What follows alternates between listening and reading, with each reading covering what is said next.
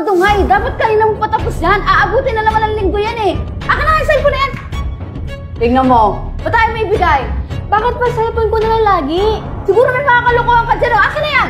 Kung ganon, sirain na lang yan. Ay, salamat. Tapos din. Ano ba to si Amanda? Hindi na pa to ah.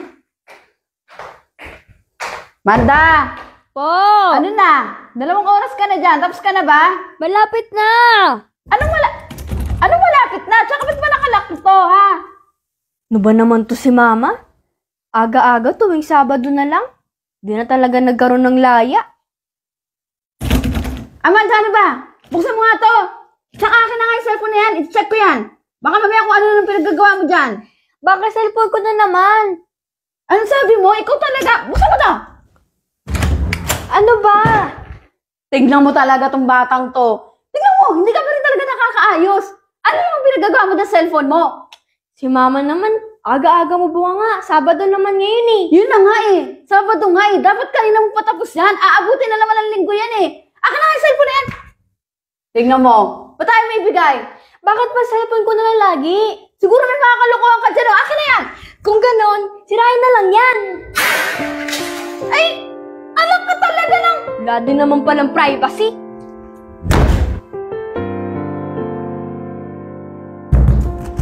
Napakano mo talagang bata ka.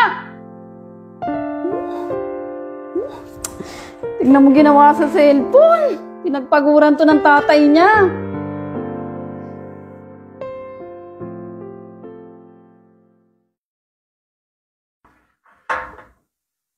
Oh, dito na yung ama mo.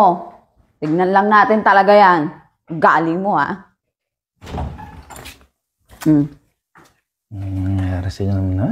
Usapin mo yung anak mo na yan. Tignan mo. Konting-konti na lang talaga. Konting-konti na lang. Tatamaan sa akin yan. Wagin mo nga. Ikaw kumausap dyan. Ano naman? Hoy, Maldita. Nandito na yung tatay mo. Sige. Tignan natin. Kung saan. Huwag mo kong tignan ng ganyan. Sinasabi ko sa'yo. Huwag mo kong tignan ng ganyan. Tignan natin kung saan naabot yung kamalditaan mo.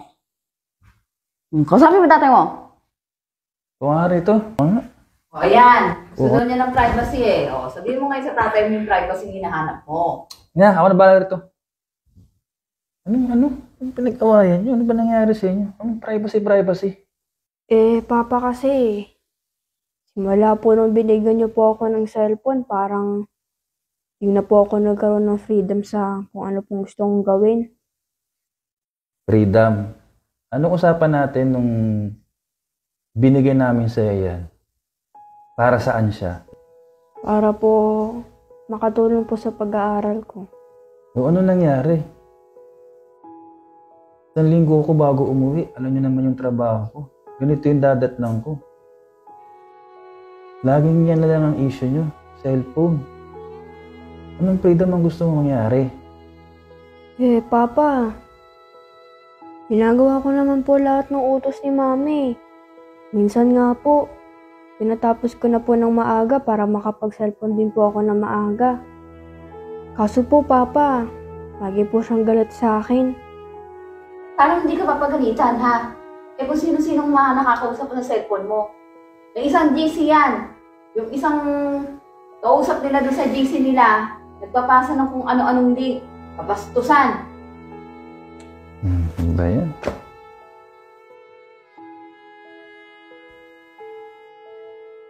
Di ba sabi ko sa'yo, habang wala ako, at ako mismo nag-utos sa mama mo na i-check yung cellphone mo. Di ba harap-harapan kitang binibilin lagi? Kada aalis ako lagi, yung cellphone ng anak mo, tignan mo lagi.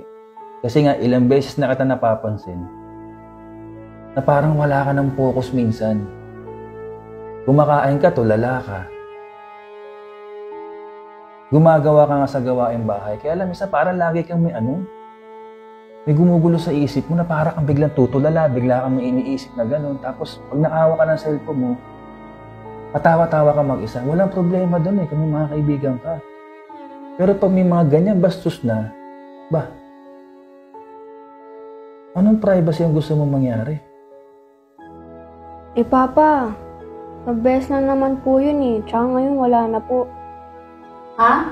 Anong wala? Ha? Marami ka pang hindi alam sa cellphone. Nanay mo ko. Kaya alam ko lahat yan. So, ibig sabihin, gusto mo ng privacy, ayaw mong pakialam ka ng nanay mo sa cellphone.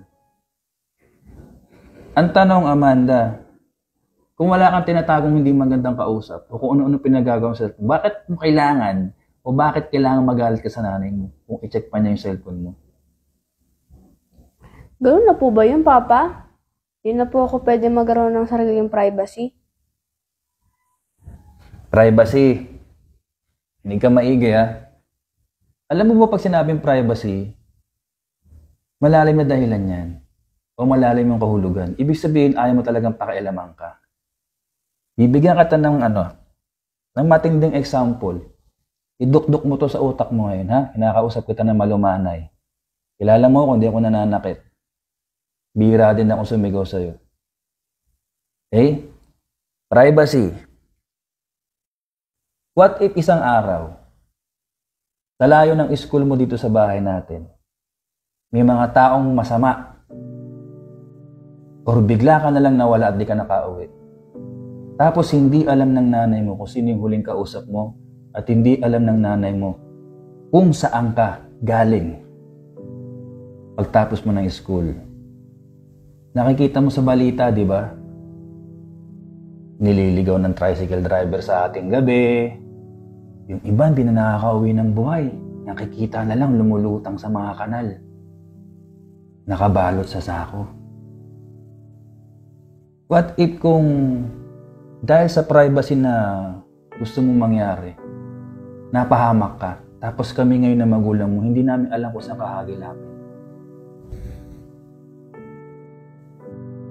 Sa edad mong 14, wala ka pang karapatan na maghanap ng privacy sa amin. At kahit nasa tamang edad ka, pero kung hindi mo pa rin kaya sarili mo, lalo't babae ka, Amanda, ang kailangan mo guidance, hindi privacy. Ang kailangan mo security, hindi privacy. At walang ibang gagawa nun kung hindi kami ng nanay mo. Hindi ang mga barkada mo. Lalaki pa naman yung isang bastos dyan sa kanila. Tapos puro babae sila sa GC. Tingnan mo? Yung mga ganyan tao, sign na yan. Ha? Sign na yan ng kagaguhan na may pwedeng gawing kagaguhan sa inyo. Pati nga ng cellphone na yan. Sabi cellphone na yan. Wala na. Binasag niya na.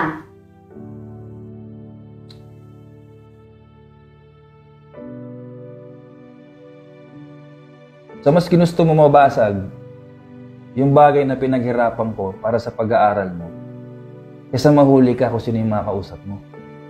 Papa, wala naman po talaga akong ano kanina eh. Nabigla lang po ako sa tono ni Mama, kaya nabasag ko po. So dahil lang doon, nawalan ka ng control dahil sa irita mo sa nanay mo. Hindi ka naman dating ganyan Lalo wala kang cellphone